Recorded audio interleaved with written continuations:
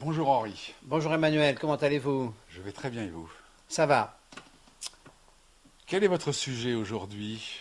Aujourd'hui, nous allons d'abord un peu évoquer cette vidéo avec Francis qui nous a apporté quand même, Cette fameuse cette fameuse vidéo. vidéo qui nous a apporté plus de 8000 visiteurs en 5 jours, Ce qui est enfin 6 jours. ce qui est quand même pour nous assez phénoménal. Oui, c'est un buzz d'ailleurs, hein, mais enfin bon, de petite échelle, mais c'est un buzz.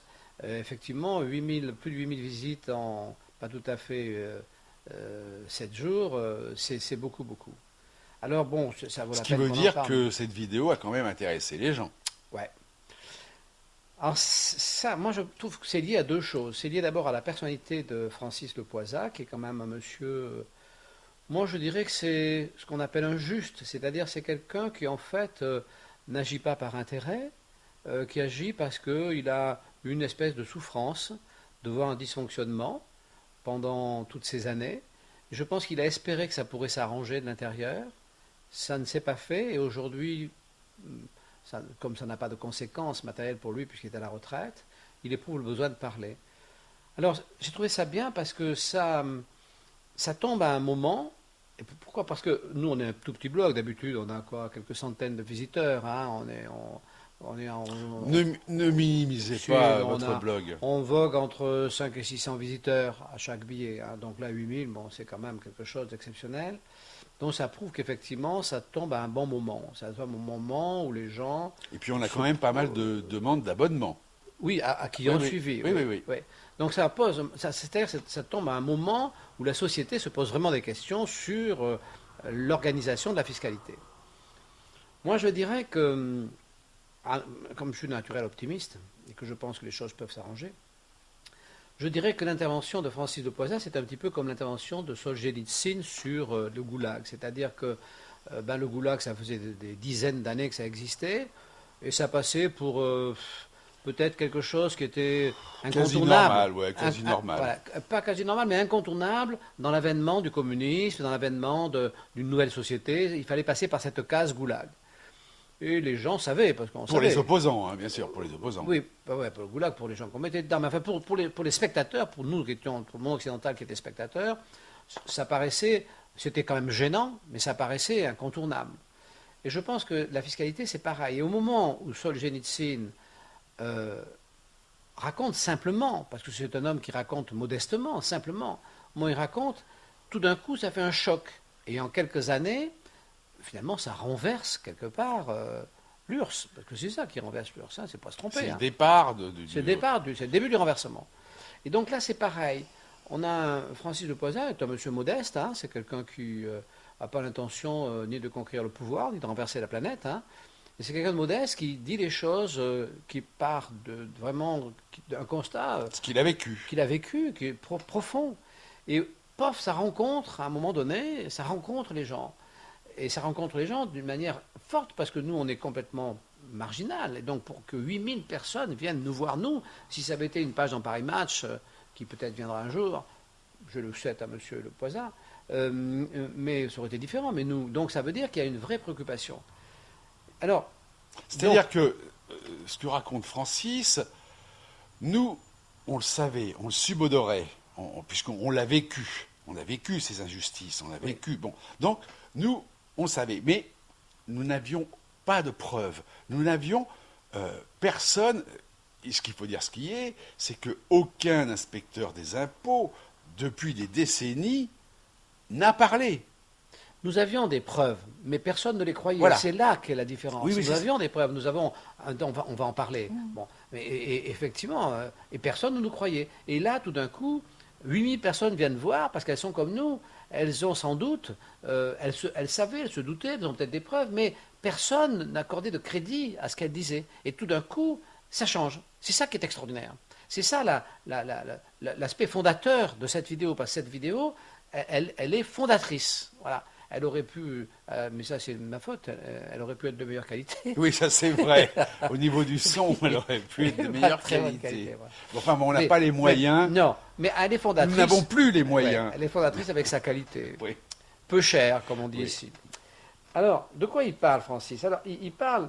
Qu'est-ce qu'il nous dit? Qu'est-ce qu'il nous apprend d'extraordinaire? Enfin, qu'on savait déjà, mais qui est extraordinaire. Il nous apprend que la politique des contrôleurs fiscaux, c'est le chiffre. Parce que c'est une politique qui leur est inculquée, c'est pas de leur faute, hein, c'est une pression qui leur a mise, c'est le chiffre. Le chiffre qui induit la compétition entre eux, qui devient aveugle et qui entraîne l'approximation. C'est-à-dire que le travail est approximatif, il n'est pas approfondi puisqu'il y a le chiffre derrière. Bon.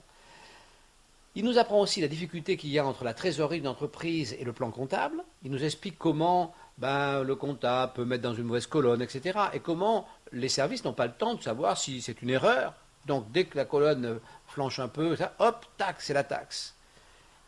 Il finit aussi par nous dire qu'il y a une incompétence, parce que cette poursuite du chiffre, cette poursuite du chiffre, il y a une incompétence de formation, et une incompétence après au cours des événements, parce qu'il n'y a pas le temps. Donc il nous apprend ça.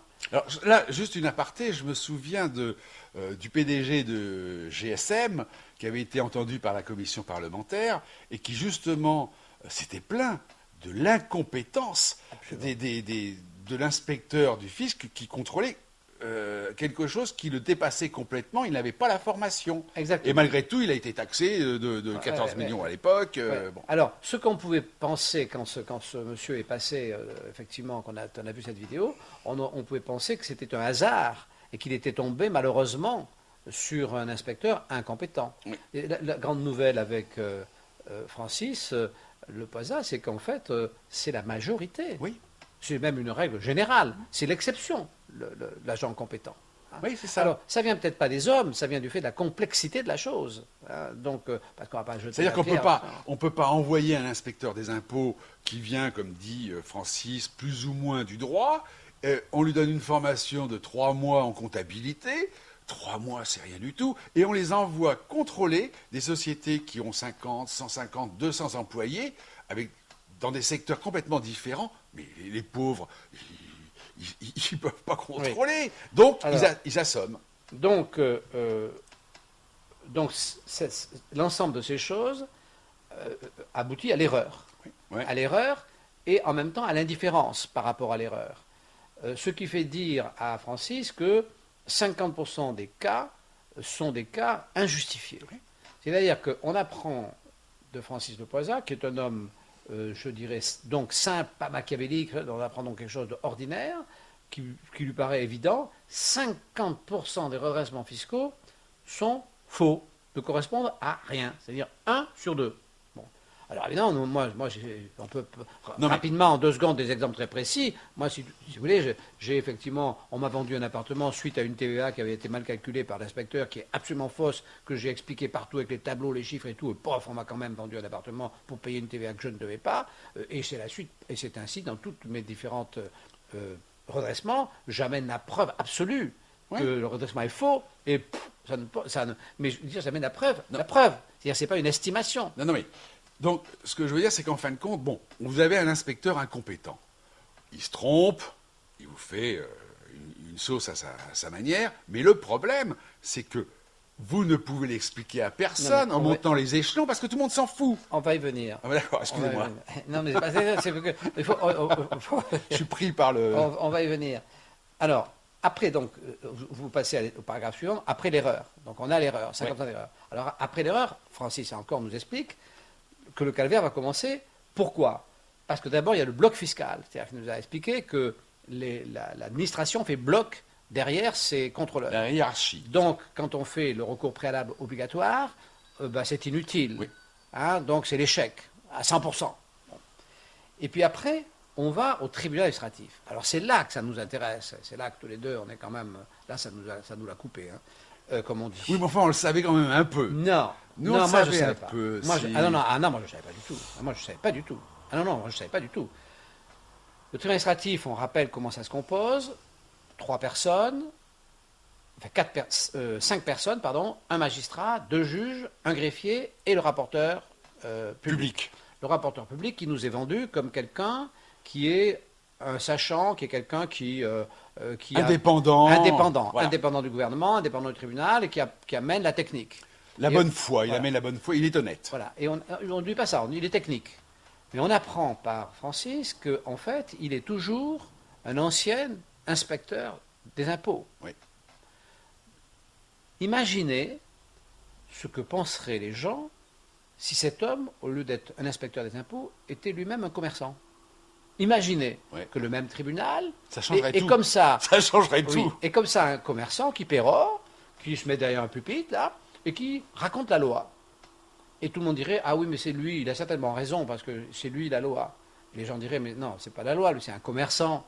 Donc, bon, bah, évidemment, l'État a toujours tort. Bon. Mais les gens auraient ce réflexe. Et là, c'est un énarque, inspecteur des impôts. On ne le sait pas d'abord. Non, on ne sait pas, bien Et sûr. tout le monde trouve ça normal au tribunal. Mm. Mais c'est un scandale colossal. Colossal. Et ça justifie complètement la QPC, la question prioritaire de constitutionnalité que nous avons posée, qui passe au tribunal le 19, dans laquelle nous demandons que entre le contrôle et la sanction qui va être prononcée, il y ait un tribunal indépendant et qu'un juge autorise le fisc à continuer. Donc qu'il y ait une étape Oui, et qu'on ne bah, se retrouve pas dans cette espèce de c'est donc toboggan. un tribunal civil, on est bien tribunal- d'accord. un tribunal indépendant. Oui, Indépendant. Voilà, indépendant. Voilà. Alors que quand vous tombez au tribunal administratif, aucun de ceux qui sont à l'intérieur du tribunal administratif sont indépendants. Non. Voilà. D'une façon ou d'une autre, ils sont liés à Bercy. Donc tout ça, Francis, dans sa simplicité, dans sa modestie, nous explique tout ça. Mais pour moi, ça a été un choc. Mais je ne m'attendais pas à ce qu'en 5 jours, 8000 personnes partagent ce choc. C'est extraordinaire. Donc c'est un vrai choc. Et là encore, je ramènerai à la Cour d'appel de Paris, qui, dans plusieurs jugements me concernant, écrit noir sur blanc, le contrôle fiscal n'est pas un phénomène de société. Bon, voilà. Je pense que là, les magistrats ne sont pas clairvoyants, disons. Hein, c'est le mot, clairvoyant. Clairvoyant. Voilà. Alors, ce qui ressort aussi de ce qu'a dit Francis, qui moi m'a complètement stupéfait, c'est l'importance du drame. Parce que nous, évidemment, on se focalise sur le contrôle fiscal, c'est-à-dire 40 000 contrôles par an, qui évidemment est douloureux, puisque il y a quand même une espèce de viol. Il y a un bonhomme ou une bonne femme qui arrive chez vous, qui fouille partout, qui regarde tous vos comptes. Bon, c'est quand même subi comme une atteinte à notre intégrité. Bon, alors on le sait, c'est comme ça, on le vit, moi. Mais il y a 600 000 redressements sur pièce. C'est-à-dire qu'il y a 600 000 personnes qui reçoivent un redressement qui a été calculé Là-haut. hein, et on leur dit, vous devez tant. Et on apprend par Francis que ces gens, les sommes étant relativement pas si phénoménales que ça, n'ont pratiquement pas intérêt à engager une procédure judiciaire parce que Ça leur coûterait plus cher quasiment la somme, aussi cher. et ils payent. Voilà. Et Francis dit le mot, il dit c'est une escroquerie. Non, mais c'est sûr. C'est-à-dire que si vous voulez, c'est envoyer. Si, lorsque de temps en temps, vous avez connu ça, tout le monde connaît ça, par exemple les annuaires, les faux annuaires qui vous envoyaient directement la facture. Oui. Bon, ces faux annuaires qui envoyaient la facture, ben, il y avait des gens qui, la facture arrivait, le tas des factures, la secrétaire faisait pas attention, payait la facture. Bon. Donc, mais il y a eu des plaintes, c'est une escroquerie. C'est-à-dire, envoyer à quelqu'un une facture qui ne correspond à rien, qui arrive dans le tas des factures et à qui on fait croire, parce qu'on est une certaine représentativité, que cette facture serait vraie, c'est une escroquerie. Ah. Donc l'État est objectivement un escroc. Voilà. Donc ça, c'est quand même important. Bon, moi, je pense que... Ou laisse faire l'escroquerie. Non, lui, là on le sait par, là encore par Francis, qui nous a dit que le chiffre de rentabilité du contrôle fiscal est décidé chaque année par l'État. Oui, bien sûr. Donc c'est lui qui contrôle l'escroquerie, c'est lui qui provoque l'escroquerie. Ben, c'est gravissime. Donc moi je pense qu'il y aura, je pense que là il y aura un avant et un après Francis. Ce Lepoisa. témoignage, après ce témoignage. Comme pour Solzhenitsyn. Alors ça ne va pas se passer la semaine prochaine, hein, ça va prendre du temps. Mais je pense que la prise de conscience, la révélation que ça va être, cette révélation va se répandre d'une manière illimitée. Ça va prendre du temps. Je crois à ça. Voilà, voilà ce que. Il fallait faire un bilan quand même. Oui, de toute façon, moi je ferai quelques billets, point par point, sur des petites choses comme ça, sur ce qu'a dit. Je crains que nos billets, les vôtres et les miens, retombent au ronron habituel de 200 ou 300 visites. Oh, on a peu de chance de faire des billets qui soient aussi spectaculaires. Hein. Ah bah ça c'est sûr. Hein. Voilà. Alors, qu'est-ce que vous allez nous parler de quoi? Alors, je vais vous parler de deux livres là. Alors, à chaque vidéo, on parle de livres, mais je voudrais quand même bien rappeler que nous sommes des lecteurs amateurs. C'est-à-dire qu'on n'a pas la prétention d'être des critiques littéraires, que ce soit très clair, hein, que tout le monde soit d'accord avec nous. On vous fait part, moi je fais part de ce que je lis et je vous fais part de mon émotion de lecteur ordinaire. Ça n'a Oui, pas parce plus qu'en de valeur. plus, vous achetez des livres alors que les critiques littéraires les reçoivent gratuitement. Ah oui, C'est la vrai, grande moi, je les différence. achète. Oui, oui, c'est la grande différence. Alors, moi, je les achète sur Amazon, il paraît qu'il ne faut pas le faire. Oui, c'est tellement pratique. Bon. Alors, donc, ça, ce premier livre, c'est Agnès Verdier-Molinier. Alors, Agnès Verdier-Molinier, c'est la responsable de l'IFRAP. C'est celle qui a succédé à Bernard Zimmern à l'IFRAP. Oui, l'IFRAP, ça a été créé par M. Zimmern, qui est un industriel, polytechnicien, enfin, énarque, etc., un homme de grande qualité et qui, depuis des années, qui a créé ce think tank, qui est donc l'IFRAP, et que depuis des années, c'est des gens qui travaillent, mais qui travaillent très sérieusement, d'une manière très mathématique, qui travaillent sur la gabegie des fonds de l'État. D'ailleurs, Alors, je rappelle, juste, je sais très bien que je rappelle l'ouvrage de Bernard Zimmern, Contrôle fiscal, le piège, et ça vous ouvre un horizon, parce que je le cite souvent, parce que c'est là que moi j'ai découvert la machinerie de Bercy. oui. Et c'est ça qui est formidable, c'est que ce livre, bah, il n'a pas... Il n'a pas vieilli une ride. Il n'a pas une vieilli une Non, ride, il n'a pas mais il n'a pas eu vieilli une une très ride. grande résonance, alors que les paroles de Francis Le Poisat ont un poids colossal. C'est fou parce que ce livre est une masse de travail importante, réelle, Oui. mais bon, ça reste abscon. Tandis que le témoignage Oui, mais enfin, de ce qu'il Francis faut Le voir Poisat, quand c'est même, absolument stupéfiant. quand on voit que chaque écrit ou est attaqué en diffamation, voilà, ce livre-là n'a pas été attaqué en diffamation par Bercy, hein, ce qui veut dire quand même une certaine chose. Alors dans son livre, On va dans le mur, Madame Verdier-Molinier, pourquoi ce livre est original? La première moitié de ce livre est sans intérêt. Elle reprend ce que tout le monde sait, trop de dépenses ici, trop de dépenses là, l'argent mal géré, enfin on sait tout ça depuis 40 ans et ça change rien. Et ça change jamais. Ça change Bon, rien. donc les livres se succèdent et aucun effet. Par contre, dans ce livre, moi c'est la première fois que je vois ça, il y a des propositions de solutions. Et ces propositions de solutions, qui représentent, pas tout à fait, qui représentent un tiers du livre, il y en a qui sont plus ou moins bien, mais en tout cas, elles existent et elles sont quand même assez fortes. Et ça, c'est important, parce que c'est un guide qui peut permettre aux Français de prendre conscience qu'effectivement, d'abord, il y a des solutions, et puis comment on pourrait les mettre en œuvre. Alors, en cela, je trouve que ce livre est tout à fait intéressant, et c'est la première fois qu'il y a un pas en avant comme ça, et moi, ça m'a intéressé. Donc, je me suis un peu embêté dans dans les deux Oui, parce premiers que tiers. vous connaissiez Parce les que premiers oui, à tiers. force de lire, on finit par On savoir connaît, tout ouais. ça par cœur. Mais la fin est tout à fait intéressante. Puis après, donc, j'ai un deuxième livre. Oui. Alors celui-là, ça s'appelle un nouveau rêve américain. Et c'est un livre de monsieur Sylvain Sipel. Alors celui-là, franchement, il ne faut pas l'acheter. Ah bon? Ah non, alors là, celui-là, c'est catastrophique. Alors voilà un monsieur, je ne sais pas, je ne connais pas cet homme, bon, hein, mais voilà un monsieur qui a lu Ayn Rand. Donc il a lu, je suppose, La Grève, que tous les gens qui regardent ce blog ont lu. Et alors il dit ceci, je vous le lis, il dit ceci. Il parle de Ayn Rand, il dit que bon, elle est un espèce d'auteur à roman, alors que c'est une économiste hein, connue. Et il dit, elle développa une école de pensée philosophique dite objectiviste où, pour faire court, l'égoïsme de l'intérêt personnel sert de boussole morale par opposition à l'altruisme, une valeur intrinsèquement haïssable. Son admiration, elle la réserve aux plus forts, intellectuellement ou physiquement, ces êtres supérieurs qui s'élèvent loin au-dessus des masses, bien incapables de reconnaître leur valeur, et qu'elle comparera au fil des œuvres à des parasites, des imitations d'humains. Non mais alors là, je rêve. Hein. Là, franchement, pour écrire... Bon, je ne sais pas si cet homme... Si cet homme, il y a deux solutions. Soit il n'a pas lu Ayn Rand, soit il a lu... Et alors bon, à ce moment-là, c'est quand même un peu grave.